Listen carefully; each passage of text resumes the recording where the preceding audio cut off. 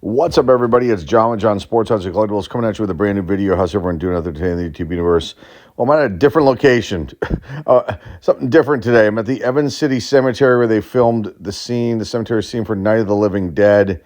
Here it is. I found it by mistake on a marker on the map on my directions when I was going on a comic book run and figured, you know what? Let me check this out. Let me do a quick little video snippet here. I'm not sure exactly where they filmed those scenes, but I think it's around this area. There's no real markers saying where the filming happened, but it might be interesting at some point to search out the locations of this movie since it was filmed in Pittsburgh. George Romero was the director. It came out in 1968. I'm not an aficionado on Night of the Living Dead, but it might be an interesting video to do. But this is me leaving the cemetery. I'm going a little bit too fast here because I was late and I needed to get back to where I needed to be. This was all filmed after I went on my comic book search, which we'll get into those books in a second. And I'm coming down here at the bottom. Now, I wanted to show these two. These are the kind of boxes that I go through all the time. I talk about it. It bums me out a little bit when I see these books in the condition that they're in. These are antiques, and I just wanted to show everybody a little snippet of this. So let's get into the comics right now. Alrighty, guys. Well, that was an interesting little run that I decided to do. Stopping at the Night of the Living Dead location, the cemetery out there. I mean, look, I'm not going that direction with things here on the channel. I just found it interesting and basically, stumbled upon it on the directions on my car. The Apple Maps or whatever the heck it is, and saw it there, and I was like, oh gosh, I got to check this out. And so it was kind of a spur of the moment deal. And so here, let's get into the books that I picked up. Now, I picked up books at two different locations. The last three are from that location. You saw a little snippet of. What are you gonna do about the way that older bronze and silver books are handled by local comic shops? It's their own business how they want to do it. They don't get provided bags and boards. They have to pay for those things, so maybe there's a cost reason for it. It just breaks my heart when I see books in the condition that they're in. But I wanted to show that so you can see what I go through when I look for these kind of items. Now, these first three are kiddie books, but they're all different and unique, and they're cool in their own way. And this first one, Wacky Witch. You're like, John, Wacky Witch. This is issue number 1. It's not a key. It's the first appearance of Wacky Witch, which is a gold key release, a standalone. It was one of their own creations. They had a few other ones that they came out with. But it's Wacky Witch, along with Friends and Foes, King Dingling, the Midnight Knight, Dreadful Dragon, Batty Bat, Greta Ghost, and Bobbin and his Merry Mice, which are there. That's got to be the Knight. That's got to be Batty Bat. Where is King Dingling? Right there. Okay. Wacky Witch. It's not in the best of condition, but this book can be extremely valuable. And let's talk about that. But first, let's talk about this. Came out in 1971. It's got 1970 on the cover, but January 1st, 1971 is the release date of this book. Early Bronze Age book. I don't have information on who the artist is for this because it's really hard to find information about this. I found other people that were involved with this kind of merger with Dell and Gold Key being created and all this other stuff. But all I have is George Allard as the writer on this one. But I'm not sure who the artist is. I was looking, and maybe you're a Wacky Witch aficionado, somebody out there in the comic book community, and can comment down below on who does these covers for the old Wacky Witch. But this book, I'm telling you, folks, if I ever can find these out in the wild, well, I won't find them, like in mint condition, pristine condition, unless, it's at somebody's flea market, garage sale, and they don't realize they're having, then I'd feel really guilty about that. But a 9.8 in this book, and It says there's only been one sale, but I can't find that information here. $2,030. Yeah. A 9.2 is valued at $348. A 9.0, $180. A 6, $97. A 4, $46. On average, this goes for about $30 ungraded. I paid $3 for this. It's got a lot of wear on it. It's got a little bit of a piece of the cover edge there missing. The back's got a piece about this big on the back missing. It's got, I guess, white to off-white pages. There's wear all over this thing. It's definitely a lower grade copy. A 2, I don't know. I'll just clean and press this. It needs to be pressed out. It's got wrinkles all over it. It was definitely a reader copy. Some child had this and loved it and read it to death. And sorry about that. And now it's in my possession. But it will be the kind of book that I will just clean as best I can, press it as best I can, probably a couple times, and then just list on the eBay store. Or maybe get it graded and try to get something more than what it should be raw. But, that was just a piece I was going to, I saw it. Like, I had to pick that up. Just like I had to pick up this one. Wacky Witch. This is issue number 15. Again, I don't have any information on this as far as the artists go, writers go. There's nothing listed on Go Collect. This has never been graded. I never would have picked this up, but this is a Mark Jewelers variant. And it's in pretty good shape. It's got an issue down here. You can see right there. There is some sort of muck on the back, lower portion of it. I don't want to take this out of the bag and, go through all that stuff. But it's not too bad. Probably like a mid-grade book is my guess on this one. But it's a Mark Jewelers variant. So, and no one has this for sale on eBay. So I'm like, okay, I'm going to grab that. Okay, last one of the kitty books, and then we'll get into more serious stuff. Excuse me. And these are serious books too. Don't get me wrong.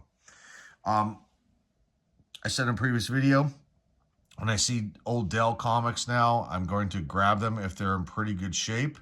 A lot of times they're just really beat up, the ones that I come across. And, I'm looking through like $3 bins in these places. $2 bins in a couple of the other locations. I could, go and find better copies of Dell comic books and pay more money for them. But, my thing is, okay, going low on this and try to see, what I can do with them. And then, just either keep them or move them out of the collection somehow. But it's Porky Pig. And it is issue number 61, November 1st, 1958. So the couple years into the Silver Age.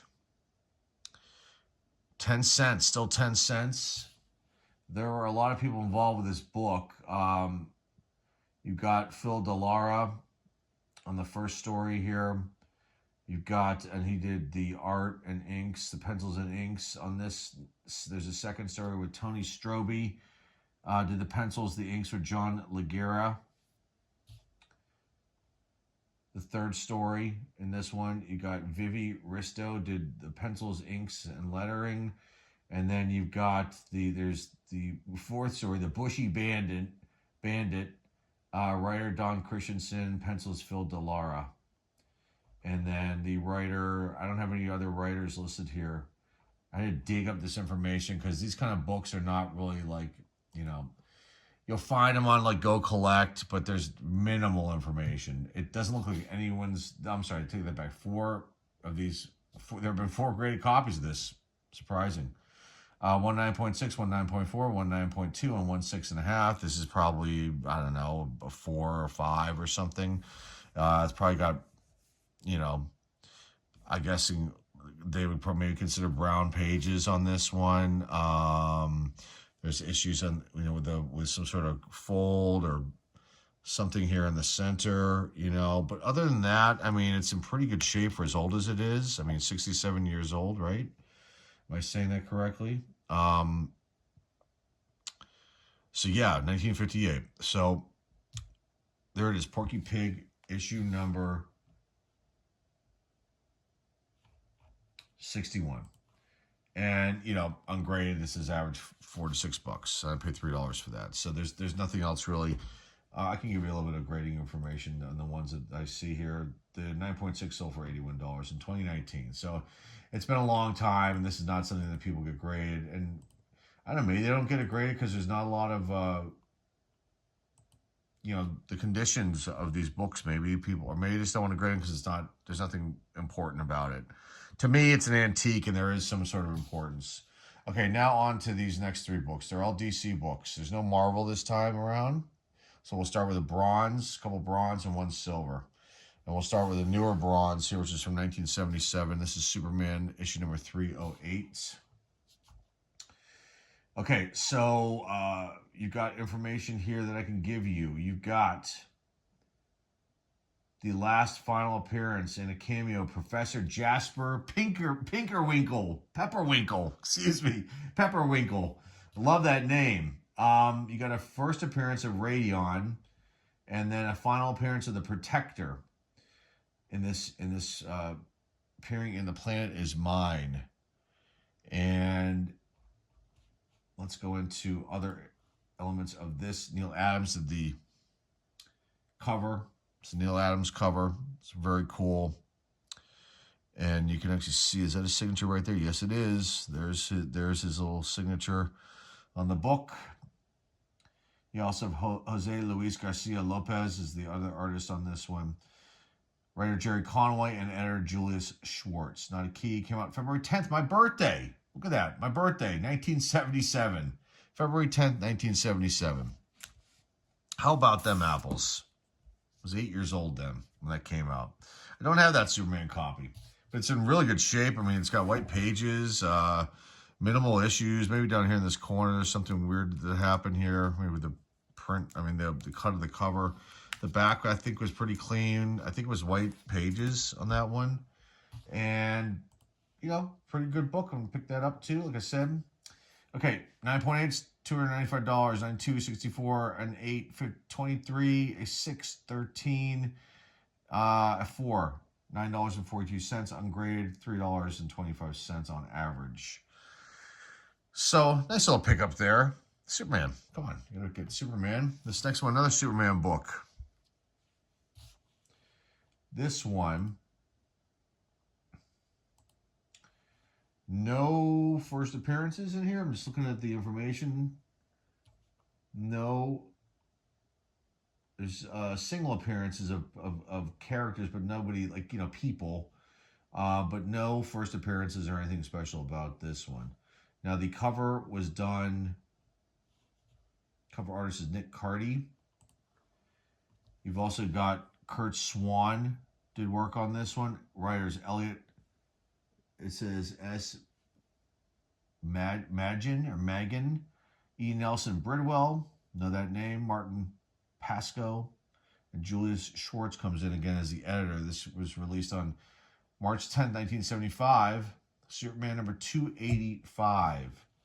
Not a key, but just a, you know, a really nice clean copy of this Superman book from 1975. 9/8, $202, 92, 56, an 8, 28, 6, 16, a 4, $5.80, ungraded, $4 to $6 on average. Nice book, though. Nice one to add to the collection. Superman, issue number 285. The last one here is a Silver Age book. It's worn. It's beat up. It was red. It's got lots of issues, lots of problems. It looks really nice in this bag. I was actually going to try to get a Mylar bag to make it look even nicer. Can I fit this on the screen? Do I have to bring this out? No, we'll just leave it as is. I'll move it around if I need to show anything. Gil Kane did the cover on this. Green Lantern, issue number 71. It's got all kinds of problems. It's got creases. These were actually folded up, you know, curled up. I got them to flatten out. I'll press it. I'll clean it as best I can. I can't do anything else. I can't work wonders on this thing at all. It's probably got, I think it's got brown, close to, maybe, it's definitely got off-white pages. Maybe they're not as bad as I think. if I remember seriously correctly. But you got all kinds of problems. It's black. I mean, this is like, you're asking for trouble when you put black on a comic book, on the cover. You're asking for all kinds of color breaks and rubbing happening and color loss, and you can see that there. And the staples, look like they might be in some bad shape, but it's a Gil Kane cover, and like it's an older Green Lantern, and I was like, I was so on the fence of this, and there were a stack of books that I was mulling over, and I didn't want to go crazy. I usually try to pick up 2 to 4 books when I go on these comic book runs, because things do add up after a while, as cheap as these are. And when I go and check out these places, as much as I have been, you gotta watch the money. You don't want to go crazy. I could not buy anything and just buy some more expensive book or something, but I'm not looking for that right now. But so this was an interesting one, and issue number 71, Green Lantern. Not a big Green Lantern fan. I mean, he's okay. This one, is there anybody of significance in here?